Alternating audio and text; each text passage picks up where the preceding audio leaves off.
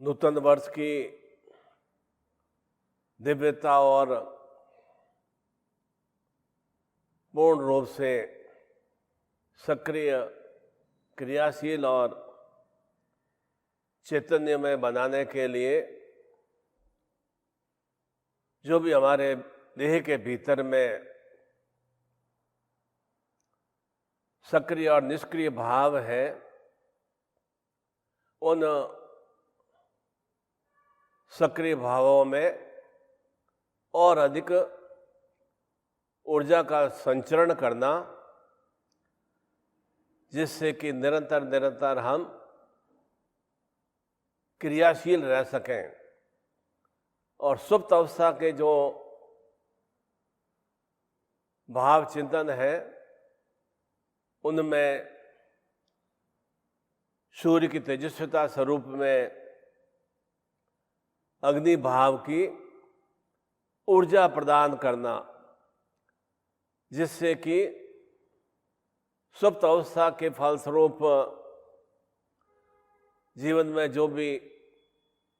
अशांतता है, मलिनता है, दूषितता है, आलस्य प्रमाद है और उसके फलस्वरूप अनेक तरह की विसंगतियां बनी रहती हैं, तो सूर्य की चेतना के माध्यम से और जो भी हमारे भीतर में अग्नि, जल, पृथ्वी, वायु, आकाश के भाव चिंतन है, तो उसमें प्रथम रूप में अग्नि तत्व को हम सक्रिय और क्रियाशील करते हैं, तो निश्चिंत रूप से भीतर में एक नूतन ऊर्जा प्रारंभ होती है और उस ऊर्जा के फलस्वरूप नवीन चेतना का विस्तार होता है। और ऐसे ही अपने आप को चैतन्य और क्रियाशील करने के लिए भगवान श्री जगन्नाथ की तपोभूमि, चैतन्य भूमि, नील माधव सक्रिय रूप में जहाँ पुरी में भगवान श्री कृष्ण विराजमान है, जो कि अपनी अनेक कलाओं और लीलाओं से निपुण है, ऐसी जगन्नाथपुरी धाम में हम 16, 17, 18 दिसंबर को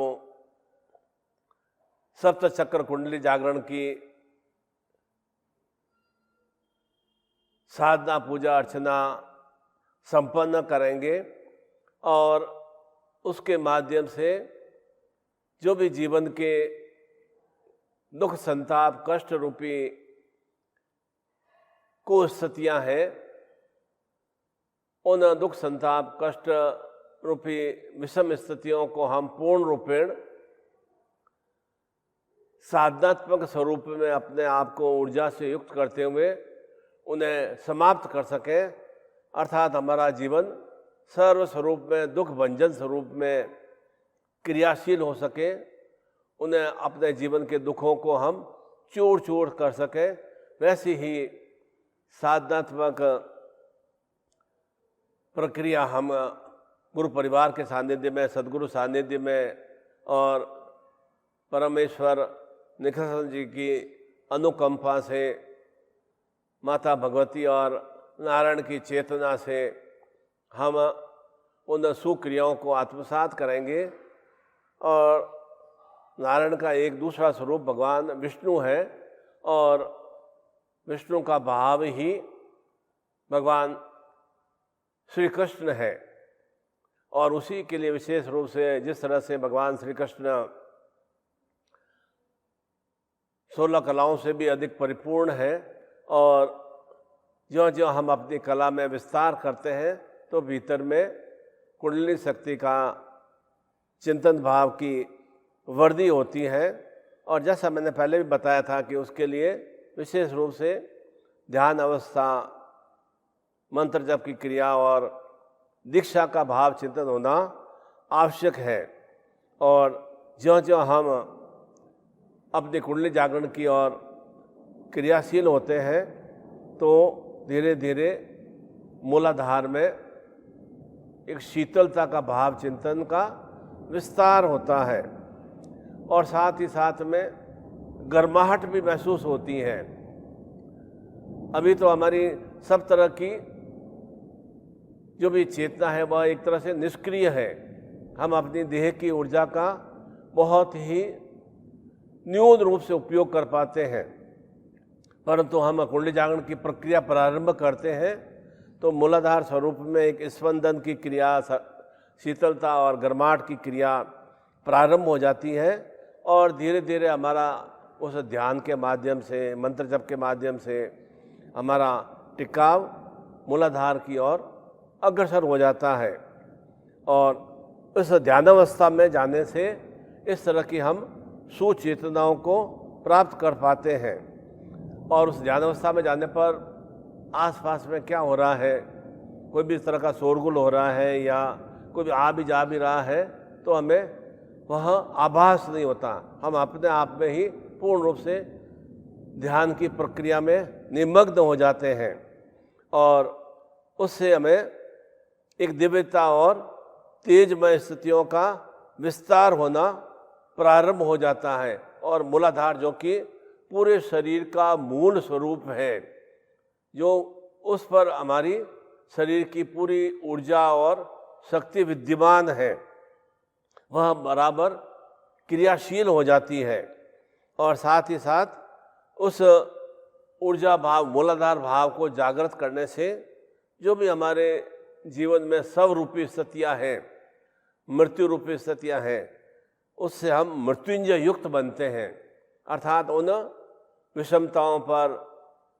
अनेक तरह के अनगल क्रियाओं पर हम किस तरह से सफलता प्राप्त करनी है, विजय प्राप्त करनी है, वह चिंतन भाव महामृत्युंजय स्वरूप में हमें प्राप्त होता है। और जो जो हम महामृत्युंजय की चेतना से अभिभूत होते हैं तो भीतर में शिवमय बनने की ओर क्रियाशील हो जाते हैं और धीरे धीरे उस ऊर्जा का उठाव स्वाधिष्ठान चक्र की ओर गतिशील हो जाता है और स्वाधिष्ठान चक्र में जब कुंडलिनी प्रवेश करती है तो एक भीतर में आनंद भाव का विस्तार होता है। सर्वप्रथम तो जैसे मैंने बताया कि अभी तो वर्तमान में तो हमारी सब तरह की नाड़ियाँ हैं, सुषुम्ना है, जो भी हमारे भीतर में अग्नि जल पृथ्वी वायु आकाश के भाव चिंतन है, बहुत ही मंद मंद स्वरूप में, बहुत ही न्यून स्वरूप में क्रियाशील हैं। परंतु मूलाधार को जागृत करने पर इस तरह से धीरे धीरे हम सर्वरूपी स्थितियों, शिवमय स्थितियों की ओर क्रियाशील होते हैं, मृत्युंजयमय स्थितियों क्रियाशील होते हैं और धीरे धीरे भीतर में स्वाधिष्ठान चक्र का जागरण की प्रक्रिया प्रारंभ हो जाती है और उसके फलस्वरूप एक भीतर में आनंद भाव का विस्तार हो जाता है और जो भी जीवन में एक ब्लैकनेस है या सुप्त अवस्था है वह धीरे धीरे समाप्त से होने लगती है और भीतर में हमारे तरंग और ऊर्जा का विस्तार होना प्रारंभ हो जाता है और उस आनंद भाव के फलस्वरूप जीवन को किस तरह से जीना है उसका संचालन हमारे हाथ में आ जाता है। अभी वर्तमान में तो क्या है, हम जीवन जी रहे हैं ना, तो जो भी 24 घंटे में हम जो भी कार्य करते हैं ना, तो वे सब 24 घंटे में कार्य केवल और केवल दूसरों के द्वारा संचालित होते हैं। आनंद भाव से हम कोई भी कार्य करते ही नहीं है, चाहे हमें खाना भी खाना हो या आराम भी करना हो, तो आनंद भाव या बिल्कुल एकदम शांत निंद्रा में हम हो भी नहीं पाते हैं। काम करने के लिए भी जाना है या किसी की बात को सुनना है या कोई बोलना भी है तो भीतर में किसी भी तरह की ऊर्जा ही नहीं है और वह ऊर्जा नहीं होने के कारण से ही जीवन हमारा एक तरह से ब्लैकनेस की और खालीपन सा दिखाई देता है कि कोई जीवन का हेतु नहीं है, कोई उद्देश्य नहीं है, किस तरह से मुझे कर्म करना है, कार्य करना है, कैसे कार्य में मुझे सफलता की प्राप्ति होगी, किस तरह से मैं निरंतर उत्तरोत्तर वृद्धि के भाव चिंतन को प्राप्त कर सकूंगा। तो उन विषमताओं को समाप्त करने के लिए ही कुंडलिनी जागरण की प्रक्रिया को भीतर में आत्मसात किया जाता है, क्योंकि सब कुछ हमारे भीतर में यह चक्र चैतन्य है, पर उन्हें सक्रिय और क्रियाशील कैसे करें, वह ध्यान के माध्यम से, मंत्र जाप के माध्यम से और उन सप्त चक्रों की दीक्षाओं के माध्यम से प्रत्येक चरण की मूलाधार, स्वादिष्ठान, अनाहत, मणिपुर, इस तरह के सभी चक्रों को हम उत्तरोत्तर धीरे धीरे स्टेप बाय स्टेप दीक्षा के माध्यम से ग्रहण करेंगे तो निश्चित रूप से हमारे भीतर में जो भी सप्त चक्र भाव है वे बराबर सक्रिय और क्रियाशील हो सकेंगे। और धीरे धीरे स्पंदन की क्रिया प्रारंभ होने से, स्वादिष्ठान की क्रिया प्रारंभ होने से एक आनंद के भाव का विस्तार होता है और साथ ही साथ वीरतामय स्थितियों की वृद्धि होती है। हम जो भी अभी हम बिल्कुल नहीं, एक तरह से कहा जाए कि दबे कुचले से, मलिन भाव से और किसी के आधिपत्य में, एक गुलाम में जो जीवन व्यतीत कर रहे हैं, चाहे हम पुरुषों में हैं, पौरुष में हैं, परंतु संतान से, पति पत्नी से, माता पिता से, पड़ोसियों से, रिश्तेदारों से हम एक तरह से उनके अनेक तरह के कुबंधनों में बंधे हुए हैं। तो धीरे धीरे स्वादिष्ठान चक्र के जागरण होने पर ये कुबंधन स्वतः ही समाप्त होने की ओर क्रियाशील हो जाते हैं और हमारे भीतर में एक वीरता के भाव का विस्तार हो जाता है। और उस साथ ही साथ में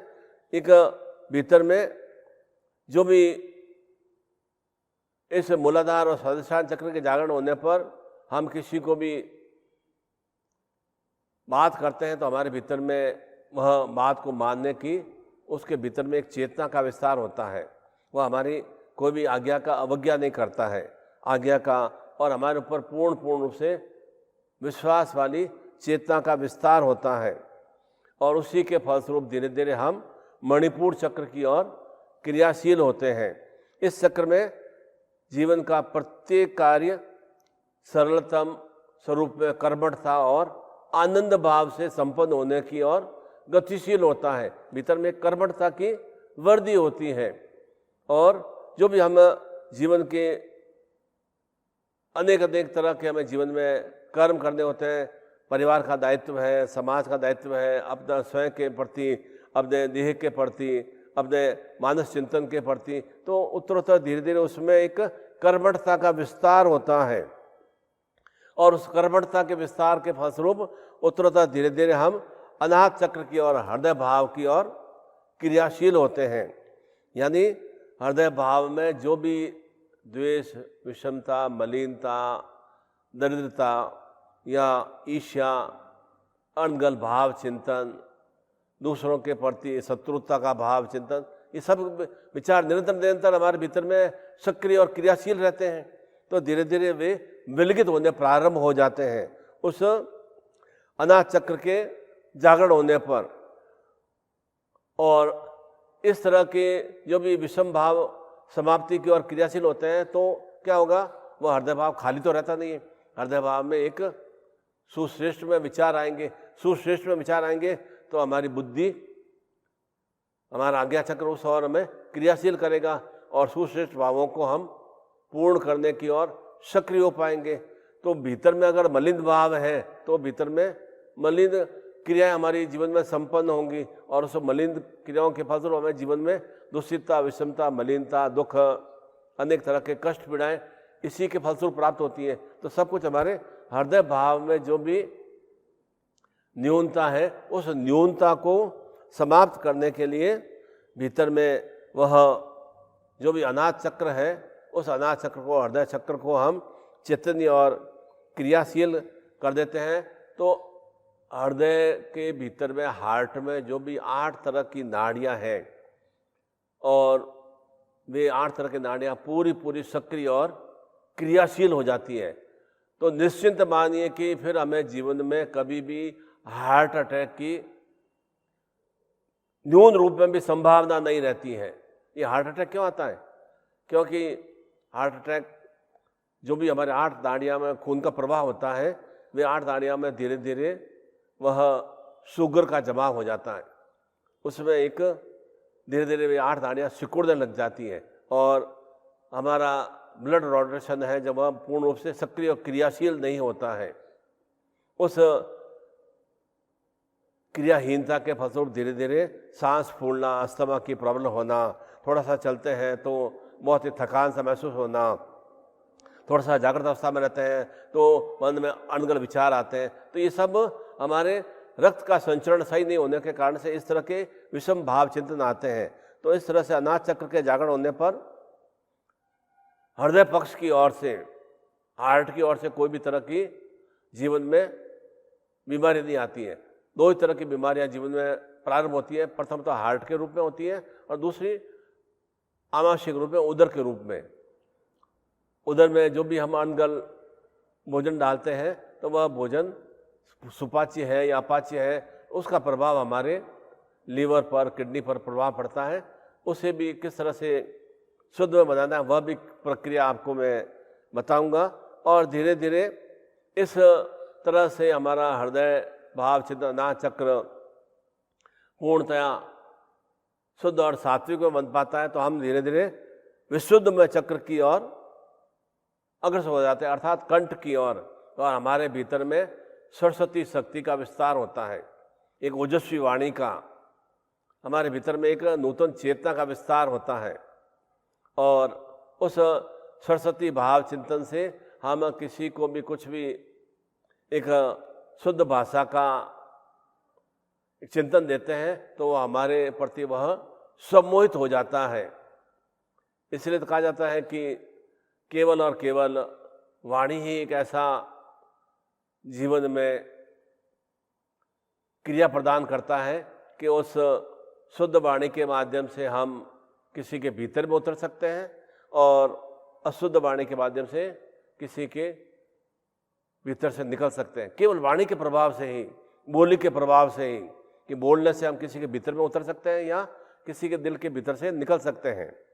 इसीलिए इस तरह के विशुद्ध चक्र भाव के जागरण होने से हमारे भीतर में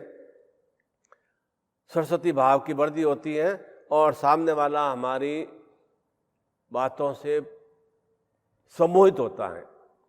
एक सरस्वती के माध्यम से हमारे भीतर में एक सम्मोहन शक्ति की वृद्धि होती है। कंठ के माध्यम से हमारे भीतर में सम्मोहन शक्ति के भाव चिंतन का विस्तार होता है और वह हमसे प्रभावित हो जाता है, इम्प्रेस हो जाता है। और साथ ही साथ धीरे धीरे हम ध्यान अवस्था में जाने की ओर सक्रिय और क्रियाशील हो जाते हैं और उसके माध्यम से हमारा आज्ञा चक्र चैतन्य जागृत हो जाता है। उस जो भी हम आज्ञा चक्र के माध्यम से, हम चिंतन के माध्यम से, हृदय भाव के माध्यम से, अपनी वाणी और कंठ के माध्यम से हम जो भी एक विचार आते हैं उनमें हम चिंतन प्रदान करते हैं तो आज्ञा चक्र के माध्यम से वे हमारी आज्ञा का पूर्ण रूप से परिफलन होता है और धीरे धीरे हम पूर्ण रूप से सहस्त्रार चक्र की ओर सक्रिय और क्रियाशील हो जाते हैं। इसी के फलस्वरूप जीवन में निरंतर निरंतर सुस्थितियों का विस्तार होना प्रारंभ हो जाता है। इसलिए ऐसे सप्त चक्रों के माध्यम से मूलाधार, स्वादिष्ठान, अनाथ, विशुद्ध और मणिपुर चक्र, सर्वप्रथम मूलाधार, स्वादिष्ठान, मणिपुर, अनाथ चक्र, विशुद्ध चक्र, आज्ञा चक्र और सहस्रार चक्र, इस तरह से धीरे धीरे इन सप्त चक्रों को हम पूर्ण रूपेण सक्रिय और क्रियाशील करने की सुस्थितियाँ हम इन 16, 17, 18 दिसंबर को जगन्नाथपुरी धाम में संपन्न करेंगे। और यह धाम विशेष रूप से द्वारका धाम से भी और बद्रीनाथ धाम से भी सर्वश्रेष्ठमय है और यहाँ पर पहुँचना बहुत ही सरल है। और एक भीतर में चिंतन भाव होना चाहिए कि मुझे अपने यह जीवन जो एक बार प्राप्त हुआ है उस जीवन को मैं किस तरह से अनेक अनेक सुचिंतनों से अभिभूत कर सकूं और उन सुचिंतनों के माध्यम से मेरे भीतर में भी देव शक्तियों का भाव चिंतन की वृद्धि हो सके और जो भी मैं जीवन में एक मनुष्य देह प्राप्त हुई है उसमें अपने आप में किस तरह से देवत्व शक्तियों को, पुरुषोत्तम शक्तियों को मैं आत्मसात कर सकूं, जिससे कि जीवन मेरा बहुत ही आनंद और प्रसन्नता से पूर्ण रूप से सक्रिय और क्रियाशील हो सके। और विशेष रूप से आयुष्मान योग भी है और ऐसे सुयोग पर, अर्थात निरंतर निरंतर, आयुष्मान का तात्पर्य जो निरंतर निरंतर प्रसन्नमय भाव से, आनंदमय भाव से बराबर निरंतर निरंतर अपने जीवन में सक्रिय और क्रियाशील रहता है। और ऐसा शुक्र शनि रविवार 16, 17, 18 दिसंबर को हम जगन्नाथपुरी में गुरु परिवार के सानिध्य में ऐसे दिव्य भावों को आत्मसात करेंगे तो निश्चिंत रूप से एक जीवन में सुपरिवर्तन, श्रेष्ठ परिवर्तन होने की ओर हम अग्रसर हो सकेंगे। परिवर्तन तो नित्य प्रतिक्षण होता है, परंतु वह परिवर्तन कैसा होता है? भीतर में जैसे जैसे भाव चिंतन होते हैं उसी तरह के भाव चिंतन परिवर्तन होता है। ऐसा नहीं कि परिवर्तन आज की तारीख में परिवर्तन नहीं हो रहा, परिवर्तन तो हो भी रहा है, परंतु वह परिवर्तन हमें जीवन में आनंद प्रदान नहीं कर रहा है। निरंतर हमें चिंता, उग्रता, व्यग्रता, क्रोध, उन्माद, आलस्य, इस तरह के जीवन में निरंतर निरंतर विस्तार होता जा रहा है। उसे समाप्त करने के लिए ही विशेष रूप से वह साधनात्मक तपोभूमि भगवान श्री जगन्नाथ की, भगवान श्री कृष्ण और बलभद्र सुभद्रा की या चैतन्य धाम में हम विशेष रूप से पूर्ण रूप से क्रियाशील और सक्रिय होते हुए उस भक्ति भाव के माध्यम से, ध्यान अवस्था के माध्यम से और दीक्षा भाव के माध्यम से पूर्ण रूप से अपने आप को एक चैतन्य और व्यवस्थित करके आएंगे तो निश्चित रूप से आपको जीवन में एक सुश्रेष्ठताओं का विस्तार हो सकेगा। और उसी के प्रभाव से यह आने वाला नूतन वर्ष 2023 हर रूप में सक्रिय और क्रियाशील हो सकेगा। ऐसी मैं आप सभी के लिए मंगल कामना करता हूं। और गुरु परिवार और जो भी हमारे आयोजक हैं वे पूर्ण रूप से आपकी सेवा के लिए तत्पर हैं। आपका आगमन होने से निश्चित रूप से नारायण स्वरूप में भगवान नृसिंह जी महाराज और सचिन महाराज भी बहुत ही उन्हें अत्यधिक प्रसन्नता और आनंद भाव का विस्तार होगा। और जैसे जैसे हम सुक्रियाएं करेंगे तो उनकी आशीर्वाद स्वरूप में चेतना की प्राप्ति हम रोम प्रतिरोम में स्थापित कर सकेंगे। ऐसे ही मैं आप सभी के लिए मंगल कामना करता हूँ। हरि ओम।